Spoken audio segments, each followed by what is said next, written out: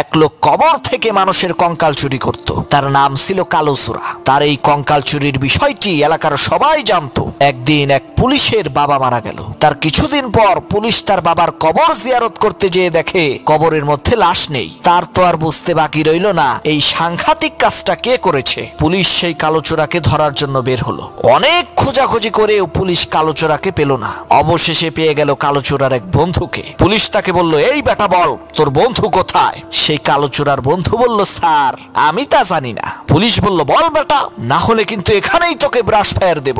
লোকটা বাধ্য হয়ে বলল, স্যার আমি বলছি আপনি এই রাস্তা দিয়ে সোজা যাবেন, যাওয়ার পর একটা মসজিদ পাবেন, কিন্তু মসজিদে ঢুকবেন না। মসজিদের বাম পাশ দিয়ে একটা রাস্তা চলে গেছে, সেই রাস্তা দিয়ে কিছু দূর যাওয়ার পর একটা বটগাছ পাবেন। সেই বটগাছের সামনে একটা মাজার আছে। ওই মাজারের কসম করে কইতেছি স্যার আমি জানি না কালোচোরা কোথায় আছে।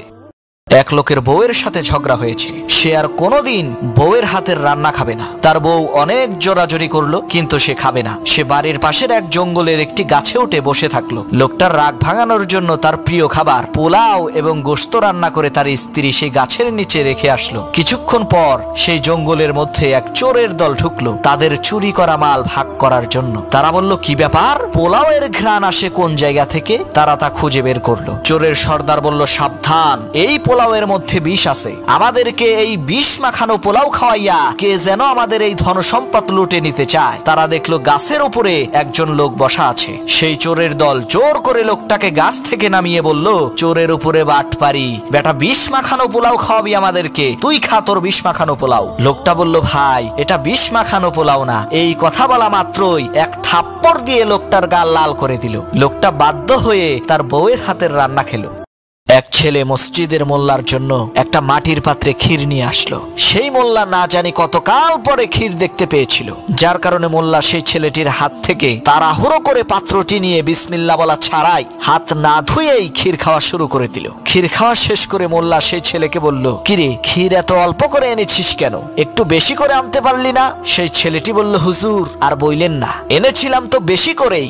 রাস্তার পাশে ক্ষীর রেখে একটু হিসু করতে গিয়েছিলাম, এসে দেখি কুকুর অর্ধেক খেয়ে ফেলেছে, যার কারণে এই ক্ষীরটা একটু কমে গেছে। ছেলেটির মুখে এই কথা শুনে সেই মোল্লা এক আছাড় মেরে সেই মাটির পাত্রটি ভেঙে ফেললো। তখন সেই ছেলেটি কাঁদতে শুরু করলো। সেই মোল্লা বলল, কিরে তুই কাঁদিস কেন? তখন ছেলেটি বলল, হুজুর আপনি করলেন কি?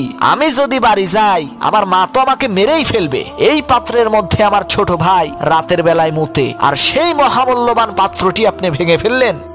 এক সুন্দরী মেয়েকে রাস্তা দিয়ে হেঁটে যেতে দেখে এক ছেলে সেই মেয়েটির পিছু পিছু হাঁটতে লাগলো। সেই মেয়েটির ছেলেটিকে বলল, ভাই আপনি আমার পেছনে পেছনে হাঁটছেন কেন? ছেলেটি বলল, হে অপরূপা সুন্দরী, আমি তোমাকে এক নজর দেখেই তোমার প্রেমে পড়ে গেছি। তোমার মতো এত সুন্দরী মেয়ে আমি কোনোদিন দেখিনি, আমি তোমাকে বিয়ে করতে চাই। সেই সুন্দরী মেয়েটির ছেলেটিকে বলল, তুমি বলো কি, আমার চাইতে সুন্দরী মেয়ে তুমি কখনোই দেখোনি? তুমি পেছনের দিকে চেয়ে দেখো, ওই যে দূরে যেই মেয়েটিকে দেখা যাচ্ছে সে আমার বোন, সে আমার চাইতে অনেক সুন্দরী। এই কথা শোনা মাত্রই ছেলেটি মেয়েটিকে রেখে পেছনের দিকে দৌড় দিল দূরে থাকা ওই মেয়েটির বোনকে দেখার জন্য। কিন্তু পেছনে যেয়ে দেখে একজন বুড়া মহিলা হেঁটে আসছে। ছেলেটি তখন ফিরে এসে সেই মেয়েকে বলল, তুমি আমাকে মিথ্যা কথা বললে কেন? তখন মেয়েটি বলল, তুমিও তো আমাকে মিথ্যা কথাই বলেছো। তুমি যদি আমাকে ভালোই বাসতে তাহলে আমার বোনকে দেখার জন্য তুমি পিছনের দিকে দৌড় দিলে কেন? এক লোক জীবনেও নামাজ পড়তো না। সে একদিন এক হুজুরকে তার বাড়িতে দাওয়াত দিয়েছে খাবার খাওয়ানোর জন্য। হুজুর সেই লোকটির ঘরের মধ্যে ঢুকে লোকটিকে বলল, ভাই আমি তো বেনামাজির বাড়িতে খাই না, আপনি কি নামাজ পড়েন? সেই লোকটি বলল, হ্যাঁ পড়ি তো। হুজুর বলল, ভাই বলেন তো ফজরের নামাজ কয় রাকাত? লোকটা বলল, হুজুর এইটা কোনো প্রশ্ন করলেন নাকি, ফজরের নামাজ মাত্র 20 রাকাত। তখন হুজুর বলল, ধুর মিয়া কি সব জাতা বলেন, ফজরের নামাজ কখনো 20 রাকাত হয় নাকি? হুজুর রাগ করে তার বাড়িতে না খেয়েই চলে গেল। তখন ওই লোকটার স্ত্রী লোকটাকে বলল, তোমাকে না আমি জানালার বাইরে থেকে আঙ্গুলের ইশারা দিয়ে বললাম ফজরের নামাজ 4 রাকাত, তাহলে তুমি 20 রাকাত বললে কেন? তখন সেই লোকটা বলল, আরে রাখো তোমার 4 রাকাত, আমি 20 রাকাত বললাম তাই হুজুর খাইলো না, আর 4 রাকাত বললে বোধহয় অনেক খাওয়া খাইতো, তাই না? এক শাশুড়ি তার নতুন পুত্রবধূকে জিজ্ঞেস করলো, মা, গত 5 দিন হলো তুমি আমাদের বাড়িতে এসেছো, কিন্তু একটা কথাও তুমি বলো না, কি হয়েছে তোমার? সেই নববধূ বলল, আমার বাড়ির লোকেরা কথা বলতে নিষেধ করেছে, তাই চুপ করে থাকি। তার শাশুড়ি বলল, বাড়ির লোকদের কথা ছাড়ো, আজ থেকে তুমি কথা বলবে। পুত্রবধূ বলল, তাই নাকি? শাশুড়ি বলল, হ্যাঁ। তখন পুত্রবধূ খুশি হয়ে শাশুড়িকে জিজ্ঞেস করলো, আম্মা জান, আপনার ছেলে যদি মারা যায় তাহলে আমাকে কি অন্য জায়গায় বিয়ে দিবেন? পুত্রবধূর এই কথা শুনে তার শাশুড়ি বলল, বৌমা, তুমি চুপ করেই থাকো, তোমার আর কথা বলার কোনো দরকার নাই।